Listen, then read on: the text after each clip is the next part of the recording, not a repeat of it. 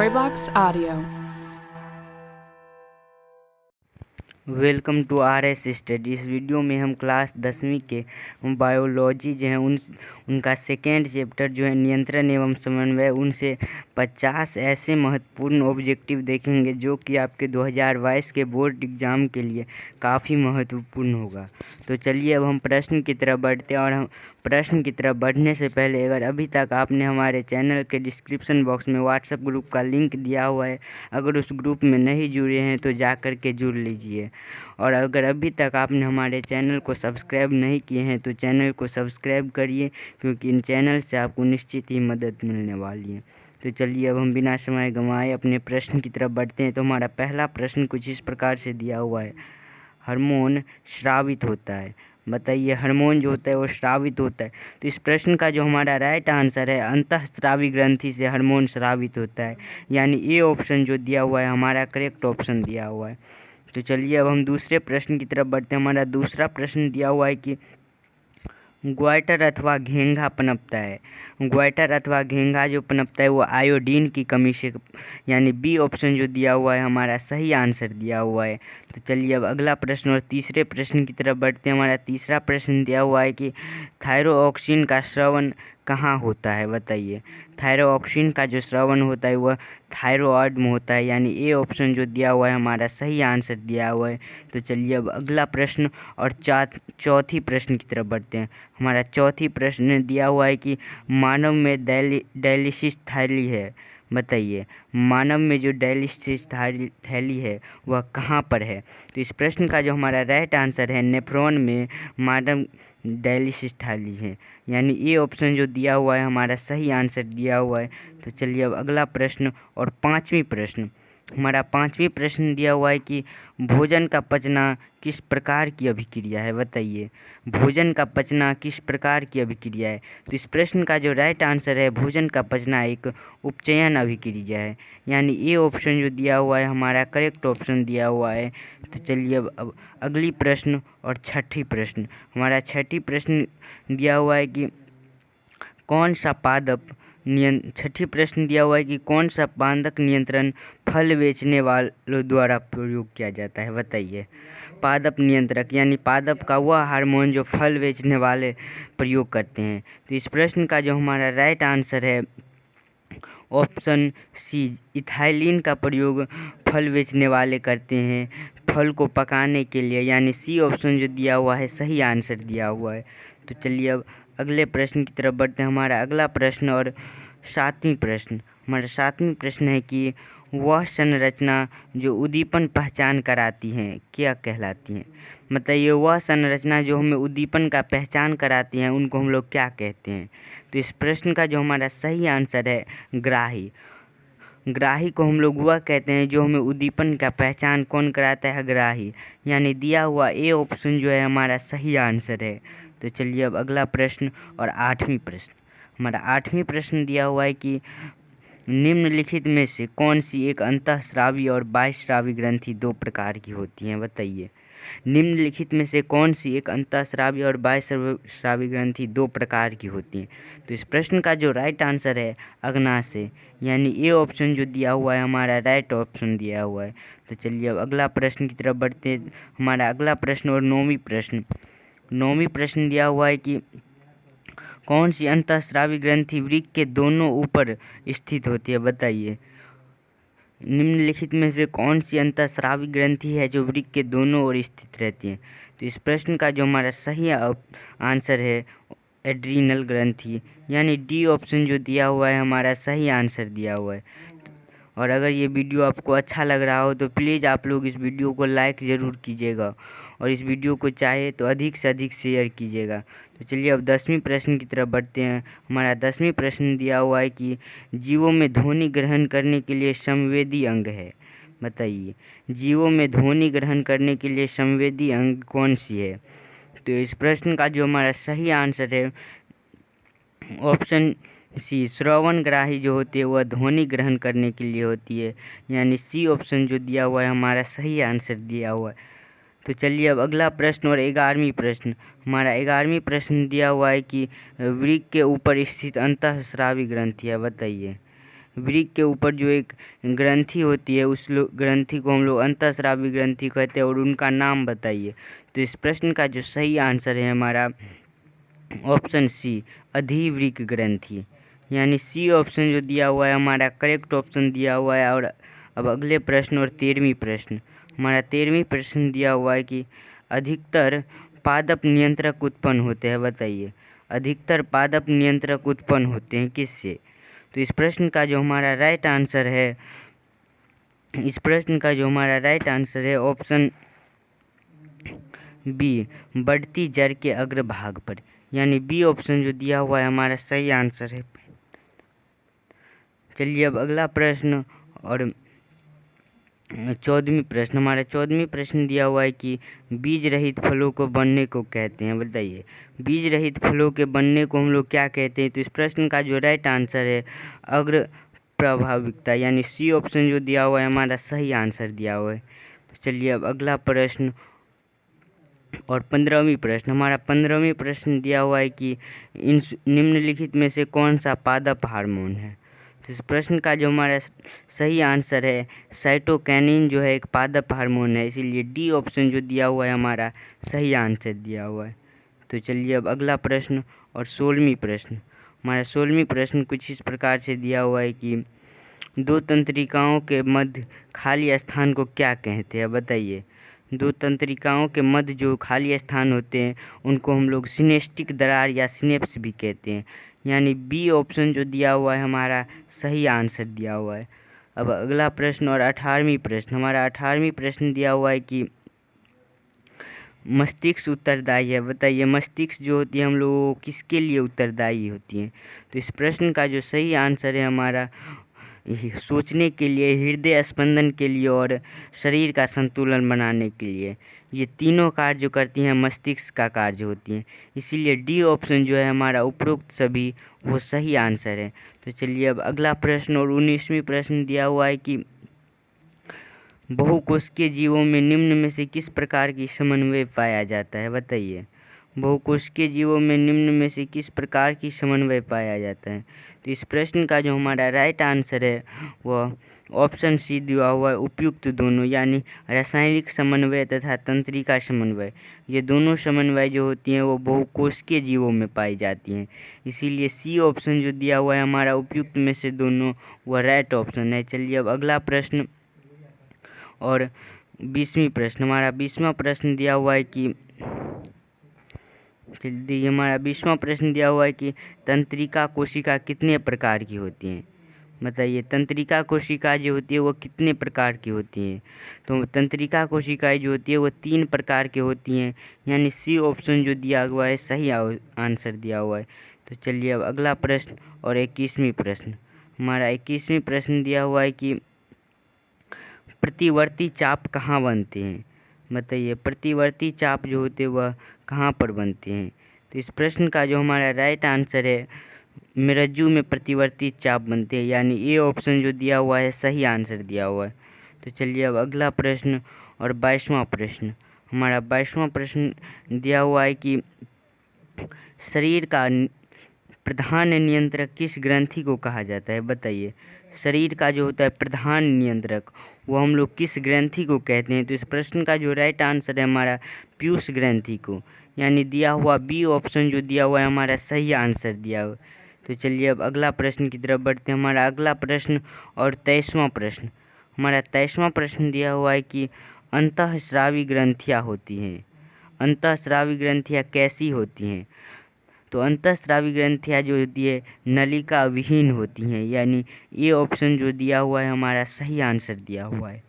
अब अगला प्रश्न और 25वीं प्रश्न देखिए, हमारा 25वीं प्रश्न दिया हुआ है कि थायराइड ग्रंथि की अल्पक्रियता के कारण कौन सा रोग उत्पन्न होता है, बताइए थायराइड ग्रंथि के अल्पक्रियता के कारण कौन सा रोग उत्पन्न होता है। तो इस प्रश्न का जो हमारा सही आंसर है ऑप्शन डी ये सभी, यानी अवर्टुआमुनता, अवर्टु अल्पक्रियता या मिडमिक्सिया, ये तीनों भी जो कार्य होती है वह थायराइड ग्रंथि के अल्पक्रिया के कारण होती है। तो चलिए अब अगला प्रश्न और 26वीं प्रश्न, हमारा 26वीं प्रश्न दिया हुआ है कि अग्नाशय द्वारा निम्न में से कौन सा हार्मोन स्रावित होता है, बताइए। अग्नाशय द्वार जो होता है वह इंसुलिन और ग्लूकागॉन, ये दोनों हार्मोन जो होते हैं वह अग्नाशय के द्वारा स्रावित किए जाते हैं, इसीलिए सी ऑप्शन जो होगा हमारा सही आंसर होगा। चलिए अब अगला प्रश्न और 27वां प्रश्न देखिए। हमारा 27वां प्रश्न दिया हुआ है कि पत्तियों का मुरझाना किस पादप हार्मोन के कारण संभव होता पाता है, बताइए। पत्तियों जो मुरझा जाते हैं वो किस पादप हार्मोन के कारण मुरझा जाते हैं। तो इस प्रश्न का जो हमारा सही आंसर है एब्सिसिक एसिड, यानी सी ऑप्शन जो दिया हुआ है हमारा सही आंसर दिया हुआ है। अब अगला प्रश्न और 28वां प्रश्न। हमारा 28वां प्रश्न दिया हुआ है कि 28वां प्रश्न कुछ इस प्रकार से है कि स्रावित होने वाले हार्मोन के समय की मात्रा किस क्रियाविधि द्वारा नियंत्रित की जाती है। तो इस 28वां प्रश्न का जो हमारा राइट आंसर है पुनर्भरण, यानी डी ऑप्शन जो दिया हुआ है हमारा सही आंसर है। चलिए अब अगला प्रश्न और 29वां प्रश्न। हमारा 29वां प्रश्न दिया हुआ है कि जड़ का अधोगामी वृद्धि है, बताइए जड़ का अधोगामी वृद्धि कौन सी है। तो इस प्रश्न 29वां प्रश्न का जो हमारा राइट आंसर है गुरुत्वानुवर्तन, यानी बी ऑप्शन जो दिया हुआ है सही आंसर दिया हुआ है। अब अगला प्रश्न और 30वां प्रश्न देखिए। हमारा 30वां प्रश्न दिया हुआ है कि पोन्स, मेडुला और अनुमस्तिष्क किस मस्तिष्क का हिस्सा है। पोन्स, मेडुला और अनुमस्तिष्क जो होते हैं वह पश्च मस्तिष्क का हिस्सा होते हैं, यानी सी ऑप्शन जो दिया हुआ है सही आंसर दिया हुआ है। अब अगला प्रश्न और 31वां प्रश्न देखिए। हमारा 31वां प्रश्न दिया हुआ है कि निम्नलिखित में से कौन सी एक अनैच्छिक क्रिया नहीं है, बताइए निम्नलिखित में से कौन सी एक अनैच्छिक क्रिया नहीं है। तो इस 31वें प्रश्न का जो हमारा राइट आंसर है चबाना जो है एक अनैच्छिक क्रिया नहीं है, यानी बी ऑप्शन जो दिया हुआ है हमारा सही आंसर दिया हुआ है। तो चलिए अब अगला प्रश्न और 32वें प्रश्न। हमारा 32वां प्रश्न दिया हुआ है कि अवटु ग्रंथि को थायरोक्सिन हार्मोन बनाने के लिए क्या आवश्यक है। अवटु ग्रंथि को जो होते थायरोक्सिन बनाने के लिए सोडियम की आवश्यकता होती है, यानी ए ऑप्शन जो दिया हुआ है सही आंसर। अब अगला प्रश्न और 33वां प्रश्न। हमारा 33वां प्रश्न है कि मस्तिष्क का कौन सा भाग शरीर की स्थिति का संतुलन का अनुरक्षण करता है, बताइए। तो मस्तिष्क में जो अग्र मस्तिष्क होते हैं वो मस्तिष्क का संतुलन का अनुरक्षण करता है, यानी ए ऑप्शन जो होगा हमारा सही आंसर होगा। तो चलिए अब अगला प्रश्न की तरफ बढ़ते हैं। हमारा अगला प्रश्न और 34वां प्रश्न।